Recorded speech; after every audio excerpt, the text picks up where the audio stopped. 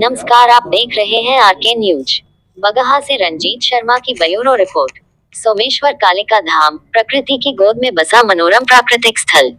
इस वर्ष पधारिए 9 से 17 अप्रैल 2024 के बीच बिहार राज्य के सीमावर्ती चंपारण जिले के रामनगर के उत्तर में भारतीय सीमा पर स्थित सोमेश्वर शिवालिक श्रेणी बाह्य हिमालय दक्षिणी हिमालय पहाड़ी पर माता कालिका का दरबार। पहुंचने का रास्ता यहाँ रामनगर से गोवर्धना पहुंचकर नदी मार्ग से जंगल होते हुए पैदल यात्रा करके चौड़ा माथा बतास चौड़ा चोटी आदि पार करते हुए राजा भृतृहरि कुटी सोमेश्वर मंदिर पहुंचा जाता है। भृतृहरि कुटी पर विश्राम करके डाक बंगला चोटी सोमेश्वर चोटी पार करके माता कालिका चोटी पर जगत जननी माता सोमेश्वर वाली काली का दर्शन होता है। गोवर्धना से काली मंदिर की दूरी 12 किलोमीटर है। माता के पास नेपाल के भिखनाथोरी या नारायण घाट से माड़ी नगर पालिका के बसंतपुर शहर पहुंचकर वहां से 12 किलोमीटर की दूरी तय करके भी चोटी पर पहुंचा जा सकता है। इस रास्ते 10 किलोमीटर तक सड़क का निर्माण हो गया है। अब बसंतपुर सोमेश्वर के रास्ते केवल 2 किलोमीटर ही पैदल यात्रा करनी है। मनोरम दृश्य। गोवर्धना के रास्ते आने पर अद्भुत प्राकृतिक दृश्यों का दर्शन होता है। इस रास्ते पहाड़ की बिल्कुल खड़ी चट्टानों सोमेश्वर झील ठंड जलधारा परेवादा हाथी गुफा शिकरी गली आदि को देखने के बाद मन को असीम व अद्भुत शांति मिलती है। परेवादा में पौराणिक महत्व के परेवों कबूतरों के दर्शन होते हैं।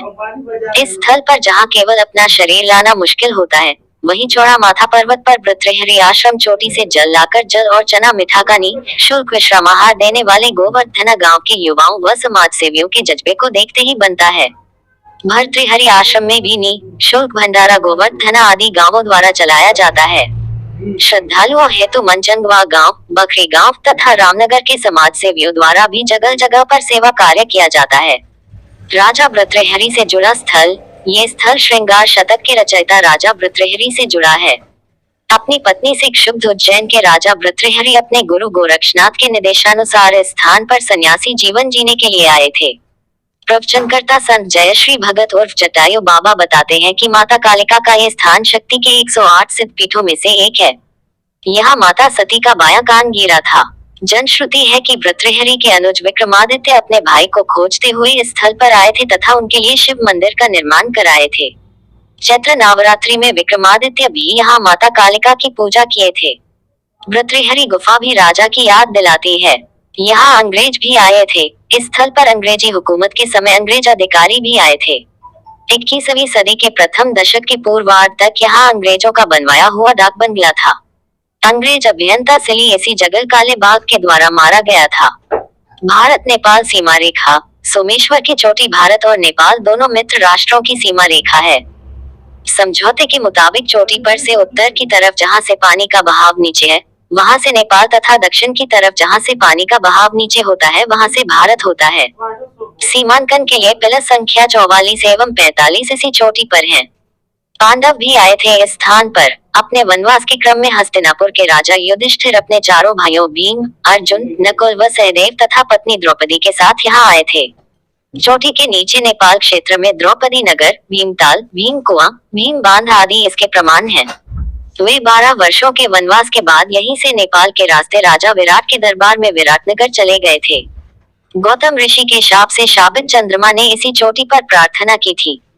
सोमेश्वर स्थित झीलों में स्नान करने से क्षय रोग मिट जाता है। सोमेश्वर स्थल को सोम अर्थात शिव की उपस्थिति से नकारा नहीं जा सकता है। बाबा नरहरि दास वर्तमान सत्र में कराए थे पहली बार पूजा। बाबा नरहरि दास बाबा वर्तमान सत्र में यहाँ पहली बार पूजा कराए थे। बरती ये सावधानियां। इस चोटी पर बच्चे वृद्ध अत्यधिक मोटे तथा हृदय रोगी बिल्कुल नहीं चढ़े। पर्वत पर रहने के लिए कोई व्यवस्था नहीं है, इसलिए गोवर्धना से सुबह 4 से 5 के बीच में चलना प्रारंभ कर दें। चोटी तक पहुंचने में 4 घंटे लगते हैं। हल्के कपड़े पहने, गहरे झीलनुमा गड्ढों में स्नान नहीं करें, छलांग बिल्कुल नहीं लगाएं। इन झीलों में अजगर तो होते ही हैं, साथ ही पानी के तल में चट्टानों में शरीर का कोई भी अंग फंसने का डर रहता है। बैग को हल्का रखें। अल्पाहार एवं पानी साथ ले लें। एक बेडशीट एवं हल्का चादर तथा कुछ दवाएं रख लें।